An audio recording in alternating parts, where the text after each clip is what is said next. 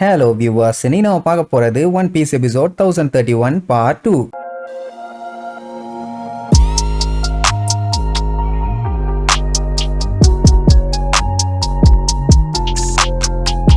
Open பண்ணா போன பாட்டுல நம்ம ஆளுங்க தப்பிச்சு வரும்போது திடீர்னு இடையில பிக் மாம மீட் பண்ணாங்கல்ல. மீட் பண்ண உடனே அவங்களோட மொசர கட்டைய பாத்தீங்களா, பேய் அடிச்ச மாதிரி ஆயிருச்சு. பின்ன இவ்வளவு பெரிய மூஞ்ச கிட்டக்க காமிச்சா பீதி இல்லாம இருக்குமா என்ன? ஏ திருடி நீட்ட மூக்கா, ரெண்டு பேரும் இங்கதான் சுத்திட்டு இருக்கீங்களான்னு பக்கத்துல வந்த உடனேயே பேய் அடிச்ச மாதிரி ஆகி போச்சு, நம்மள கொல்ல போறான்னு சொல்லி அங்கேயே மயக்கம் போட்டு பொத்து விழுந்துருவாங்க. பாதி உசிரியா போயிருச்சு. நீங்க ரெண்டு பேரும் அந்த ஸ்டார் ஹேட்டோட ஆளுங்க தானேன்னு சொல்லும் போது டப்புன்னு இடையில நம்ம ஒட்டமா வந்து ஓலின் எப்படி இருக்கீங்க, நல்லா இருக்கீங்களா அப்படின்னு அவகிட்ட நல்லபடியா பேசின உடனே அவளுக்கு சந்தோஷம். ஒட்டமா நீங்க என்ன பண்ணிட்டு இருக்க, இதெல்லாம் ரொம்ப டேஞ்சரான இடம், இங்கெல்லாம் வரக்கூடாது அப்படி இப்படின்னு அவகிட்ட குழந்தை மாதிரி பேச ஆரம்பிச்சிருவா. இவங்க ரெண்டு பேத்துக்கும் இன்னுமே ஷாக் ஆயிருச்சு. ஏன்னா பிக் மாம் இது வரைக்கும் இவ்வளவு சாஃப்டாலாம் யாருகிட்டயும் பேசினதே இல்ல. ஒட்டமா பாத்தீங்கன்னா பிக் மாம் கிட்டே கத்திட்டு இருப்பான். எங்க போனீங்க, திடீர்னு உடன்ல இருந்து காணாம போயிட்டீங்க, உங்களை நினைச்சு நான் ரொம்ப கவலைப்பட்டேன் அப்படி இப்படின்னு உரிமையா பேசின உடனே பிக் மாமே நடுங்கி போய் என்னைய மன்னிச்சிருமா, நானும் உன்னைய நினைச்சு கவலைப்பட்டேன்னு ரெண்டு பேத்துக்குள்ளேயும் ஒரு பாச போராட்டமே போயிட்டு இருக்குது. நல்லவேளை பிக் மாமுக்கு மெமரி போனதுக்கு அப்புறமும் இருந்த மெமரிஸ் எல்லாம் ஞாபகம் இருக்குது. அந்த டைம் மொட்டமா தானே நல்லபடியா பாத்துக்கிட்டா, அதனாலேயே ரொம்ப தேங்க்ஸ்ம்பா. இப்படி ரெண்டு பேரும் மாத்தி மாத்தி ஜாலியா பேசிக்கிறது ப்ரோமோத்தியஸுக்கு பிடிக்கல, ஜெலஸா இருக்குது. இந்த மாதிரி குழந்தைகளை பார்த்தா மட்டும் நம்ம மம்மா இப்படி மாறிடுறாங்க அப்படின்னு வெறியாமா. இங்க இவங்க ரெண்டு பேத்துக்கு பயம் ஒட்டமாக்கு ஏதாச்சும் ஆயிருமோன்னு. ஏன்னா அவ விரல வச்சு ஒட்டமாவை ஒரு சுண்டு சுண்டுனா போதும், சோழி முடிஞ்சு. ஆனா அவங்க இங்க பாத்தியா நான் புது ட்ரெஸ் போட்டிருக்கேன், இங்க பாத்தியா நான் புதுசா ஹேர் பின் வச்சிருக்கேன்னு கேஷுவலா பேசிட்டு இருக்காங்க. யோசிச்சு பாருங்க, பிக் மாம் நான் ஹேர் பின் வச்சிருக்கேன் அப்படின்னு குழந்தைத்தனமா பேசினா அது நம்புற மாதிரியா இருக்குது. நமி எல்லாம் பார்த்துட்டு ஒட்டமா அவளை விட்டுருமா, இன்னும் கொஞ்ச நேரம் அவ இருந்தானா நாங்க பயத்திலேயே பாடி ஆயிருவோம், அதனால போகட்டும்னு சொன்னா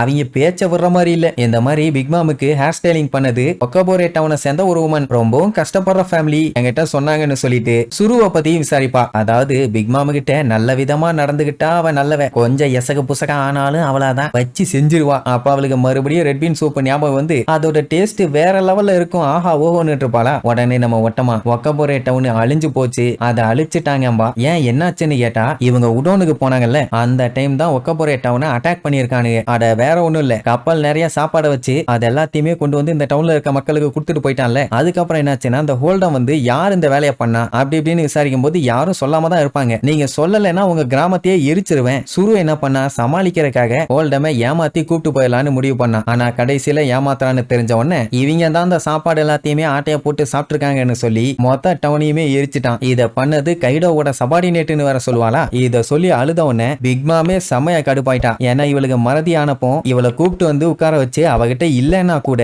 இவளுக்காக ரெட் பீன் சூப் எல்லாம் செஞ்சு கொடுத்து காசு கூட வேண்டாம் அப்படின்னு நல்லபடியா பத்திரமா பாத்துக்கிட்டவ. ஆல்ரெடி அவங்களே கஷ்டத்துல இருந்தாங்க, அவங்க இருக்கிற கிராமமே எரிஞ்சு போச்சுன்னு தெரிஞ்ச உடனே அந்த பழைய விஷயத்தெல்லாம் யோசிச்சு பார்த்து பயங்கரமா வெறியாயிட்டு இருப்பான். ஏன்னா அந்த மக்கள் எல்லாருமே இவகிட்ட ஜாலியா நல்லபடியா பேசியிருப்பாங்க. மத்தவங்க மாதிரி எல்லாம் ஐயோ இவளா அப்படின்னு பயந்து ஓடுறதோ இல்ல வேற ஒருத்தி மாதிரி ட்ரீட் பண்ற மாதிரி எல்லாம் இல்ல, ஃபேமிலி மெம்பர் மாதிரி பாத்துக்கிட்டாங்க. சோ அப்படி இருக்கும்போது கைடோ சபார்டினேட்ஸ் அந்த கிராமத்தையே அழிச்சிட்டாங்களா அப்படின்னு அப்படியே இமேஜின் பண்ணி பாப்பா. எல்லாருமே இறந்த மாதிரி நம்ம ஒட்டமாலாம் கதறி கதறி அழுவா. அவ்வளவுதான், இப்ப கைடோவோட சபார்டினேட் மேல நம்ம பிக் மாமு கொல்ல வெறி ஆயிட்டா. எனக்கு ஹெல்ப் பண்ணவங்களையா இந்த மாதிரி பண்ணா அப்படின்ட்டு அவளோட வெறிய பாக்கணுமே. யூஸ்டஸ் கிட்ட அட்டாக் பண்றதுக்கு எவ்வளவு வெறியோட வந்தாலும் அதை விட்ட 10 மடங்கு இல்ல 100 மடங்கு வெறியில இருக்கா. இந்த டைம் மட்டும் எவன் குறுக்க வந்தாலும் சரி அவனுக்கு கோயிந்தோதான். அது தெரியாம பாவம் நம்ம பேஜ் ஒண்ணு உங்களை விட மாட்டேன் மன்னிக்க மாட்டேன் அப்படின்னு கத்திட்டே வருவான். அந்த டைம் பிக் மாமோட பாடியில இருந்து பயங்கரமா பவர் வெளியில ரிலீஸ் ஆகும். அந்த பவருக்கே ஒட்டமாவால பக்கத்துல நிக்க முடியல, தூக்கி அடிக்குது. இப்ப பேஜ் ஒன்னு வேற அட்டாக் பண்ண வந்தோடனே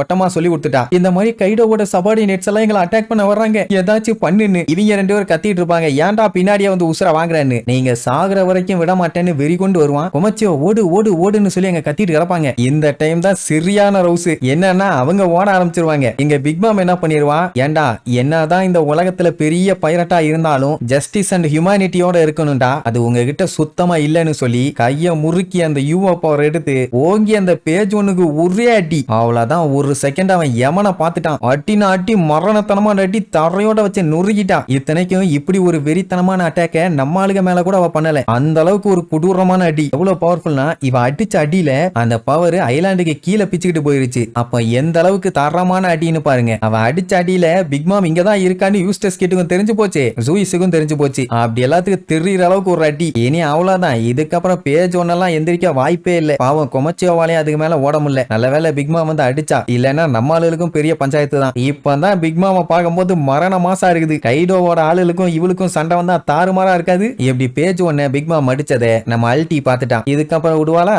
என் தம்பி மேலையா கைய வச்சா உன்னைய சும்மா விட மாட்டேன்பா. எனக்கு தெரிஞ்சு அல்டியை விட பேஜ் ஒன்னு கொஞ்சம் பவர்ஃபுல்லான ஆள் தான். அவனே அடி வாங்கிட்டான் அப்படின்னா இவெல்லாம் என்ன பெரிய ஆளா என்ன? சரி, இதுக்கப்புறம் பிக் மாமோட ருத்ர தாண்டவத்தை அடுத்தடுத்த எபிசோட்ல பார்க்கலாம். டாடா.